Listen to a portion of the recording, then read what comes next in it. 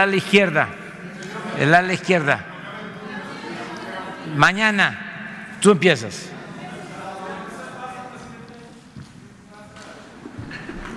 Pues sí, faltaron todavía tres compañeros periodistas a los que les había dicho que iban a haber más preguntas. Hoy fue una mañanera, señoras y señores, muy corta, por decirlo así. Sí, en efecto, está terminando a las 9 de la mañana, son 2 horas de mañanera. Sin embargo, sí quiero señalar que fueron muy pocas preguntas. Aquí en el equipo de Sin Censura contamos aproximadamente 7 preguntas y nada más en esta conferencia mañanera. Las respuestas fueron largas porque los temas a tratar eran en su mayoría pues muy interesantes. Esto último es lo más interesante sin duda, cuando Carlos Pozos se burla de esos que se hacen llamar periodistas legítimos o teachers de la información, se lo plantea de esa forma el presidente López Obrador, este señor conocido como Lord Molécula, otro de los corresponsales de La Fuente, un periodista también ahí de la Fuente, pues se burla, ¿no?, de manera burlona, y se vale la sátira política de esos periodistas legítimos y teachers de la información que cuestionaron que el presidente fuera a la comida anual de la Cámara Nacional de la Industria de la Radio y la Televisión.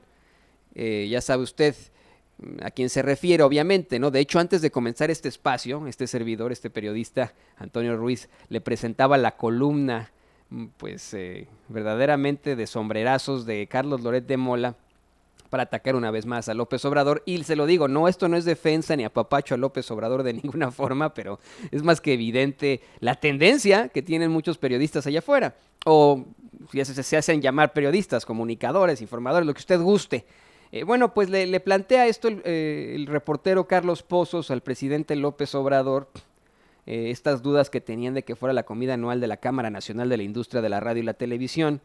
Esto para preguntarle si gobernar es comunicar. El presidente da pues muchos datos sobre precisamente la comunicación. Dice que si le permiten hablar en esa comida anual, en esa reunión anual, él a lo que se va a referir sobre todo es a la libertad que existe en estos momentos de expresión y cómo es que va a garantizarla en su gobierno. Pero lo que llamó más la atención es que a mitad de esta respuesta que le da López Obrador a Carlos Pozos, a Lord Molécula, es que Lord Molécula le pregunta: señor presidente, ¿todos los ciudadanos son periodistas?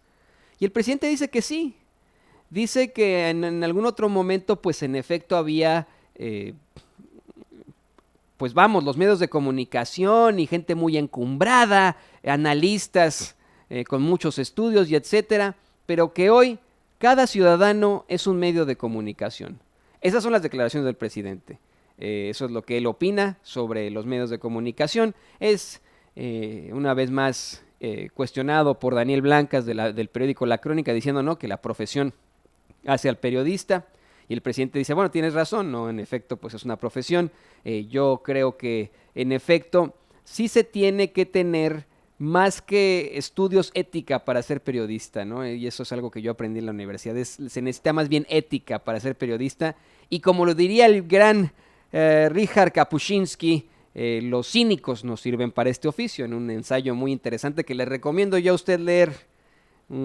Así se llama el ensayo de Richard Kapuscinski. Le voy a pedir a don David a ver si le puede poner el nombre de Kapuscinski, porque está bien difícil de escribir. Pero si usted llega a una librería y pregunta por Kapuscinski y el ensayo Los cínicos no sirven para este oficio, seguramente lo tienen. Le van a decir, sí, cómo no. Nos lo piden los estudiantes de periodismo constantemente. Creo que lo que hace falta es no ser cínico, y creo que hay muchos cínicos allá afuera. También creo que nos hace falta también, pues, en esta parte de no ser cínico y en esta parte de la ética, informar con todo el rigor. Eso es todo, ¿no? Informar con todo el rigor y, pues, obviamente las bases en la comunicación, así de sencillo. Pero bueno, el presidente dice algo que es muy cierto. Antes, pues solamente teníamos a la televisión, solamente teníamos a la radio, solamente teníamos los periódicos, solamente teníamos las revistas. Hoy usted ve televisión por internet.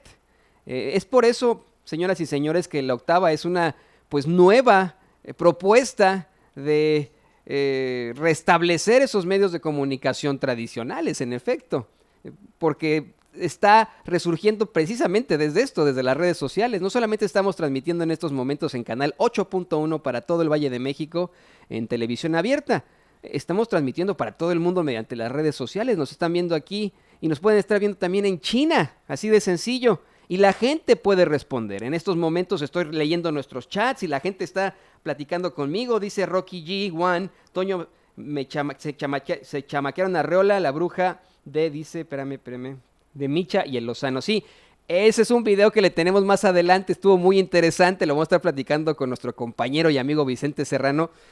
Estuvo buenísima, pues no buenísima, pero interesante pues este enfrentamiento en el programa de Adela Micha que tuvieron con pues, tanto Javier Lozano, el cuñado de Calderón y Federico Arreola. Federico Arreola se fue muy enojado de la entrevista que tuvieron, pero eso no es lo importante es esto, lo importante es que podamos llegar hasta ustedes y lo importante es que podamos decir que sí, en efecto, usted, público consentidor, usted es un medio de comunicación, y si a usted no le parece algo de lo que yo estoy diciendo, me lo puede decir en este momento, así de sencillo, lo voy a leer, ya yo decidiré si estoy de acuerdo o no. En eso se basa nuestra libertad de expresión, es muy interesante. Permítame, por favor, compartirle de qué fue toda esta conferencia mañanera. Comienza con el presidente compartiendo un video muy interesante del magnate Nick Hanauer, uno de los fundadores de Amazon, junto con Jeff Bezos.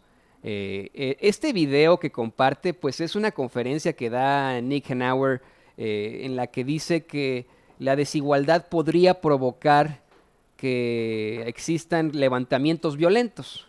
Que la desigualdad, que él llegó a ser uno de los más ricos y potentados del mundo, pero pues no es ni el más inteligente, incluso dice que él fue en su momento un estudiante mediocre, que no fue el mejor de los empresarios, no fue un shark, como le dicen aquí en los Estados Unidos, simplemente tuvo mucha suerte, como le ocurre a muchos empresarios, y qué bueno, y considera que esa desigualdad en la que se encuentran, esa gran cantidad de dinero que tienen muchísimos potentados en el mundo, va a tener una repercusión terrible en algún momento.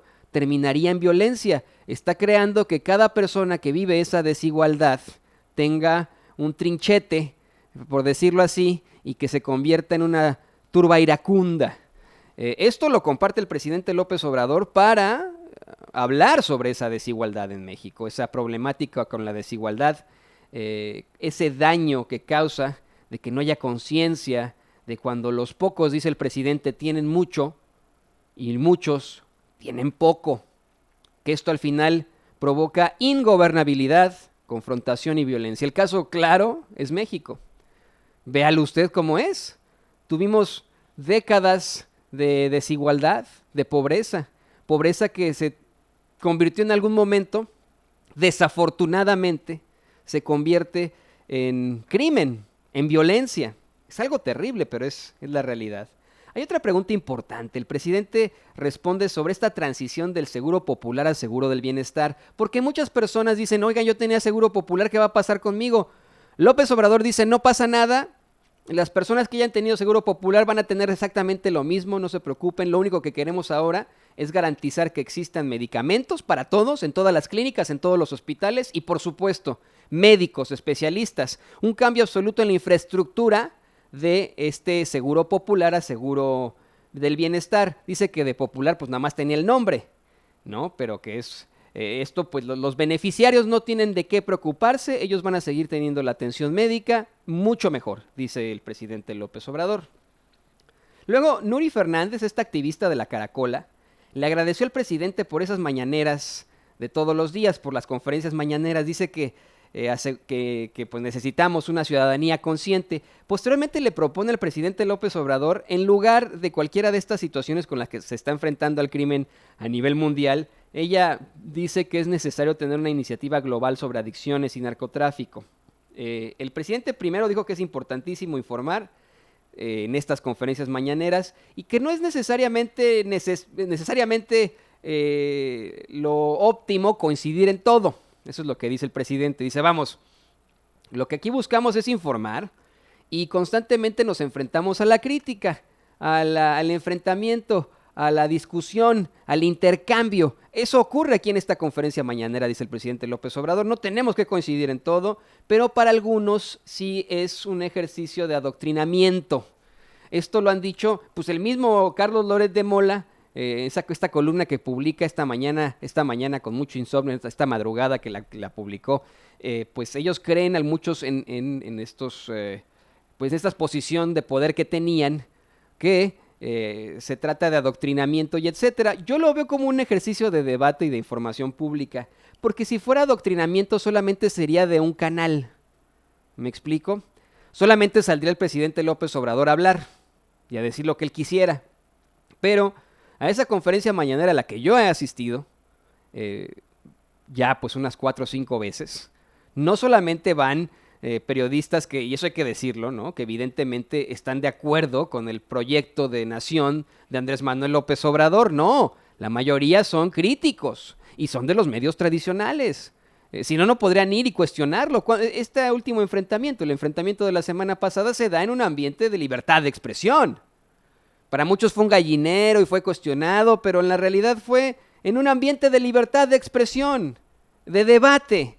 Esa es una situación verdaderamente propositiva, de eso estoy completamente de acuerdo, definitivamente. Y mientras estaba respondiendo sobre la propuesta de Nuri Fernández de la Caracola, el presidente aseguró que pues ya tiene 10 puntos destacados para el cambio de paradigma en seguridad, y los da a conocer estos 10 puntos en el cambio de paradigma de seguridad, ahora que ha sido cuestionado tanto sobre si va a cambiar o no su estrategia de seguridad, cuestionado hasta por el Chicago Tribune, que verdaderamente es increíble. O sea, si usted lee esa editorial que ayer le compartía en el programa de Vicente Serrano, Éntrale sin miedo, parte de esa editorial, termina el editorial diciendo así de: el presidente López Obrador necesita hacer algo por su país y hacerle la guerra a los cárteles y no permitir que lleguen acá en Estados Unidos. Y yo me puse a pensar, sí, claro, mientras tanto los de la Junta Editorial del Chicago Tribune van a estar sentados ahí fumándose un puro aquí, muy cerca de por aquí donde estamos, diciendo, y aquí en Chicago, bien, iba a decir una peladez, pero sé que estamos en televisión abierta, así que, porque hay niños presentes, no la voy a decir. Bueno, después, un reportero le plantea a López Obrador que un criminal, un narcotraficante, pues también es pueblo, y le pregunta que cómo se le va a hablar a este tipo de personas sin escrúpulos. Incluso menciona así de: no creo que sea funcional, no creo que sea conveniente eso del fuchihuacala, le dice el reportero. El presidente dice que está extralimitando con lo del fuchihuacala, pero da a conocer algo muy interesante, a mí me llamó mucho la atención. Dice que estas personas que están en estas esferas del crimen, pues tienen un nivel de descomposición extremo, y que por lo general, dice el presidente López Obrador, cometen estos crímenes de asesinato, estos actos de asesinato, drogados, es lo que dice, ¿no? Pero dice que cuando se comete un delito será castigado, que eso del fuchihuacala es un poco extralimitado en la cuestión, que pase lo que pase, aquel que comete un delito será castigado, ¿no? También tuvo las preguntas, tuvo unas preguntas de un periodista francés que regresa a este tema del principio de la conferencia mañanera sobre las declaraciones del magnate Nick Hanauer, uno de los iniciadores de Amazon, y sobre la desigualdad, ¿no? Le hace varias preguntas, le pregunta si esta es la idea del presidente para esa economía moral.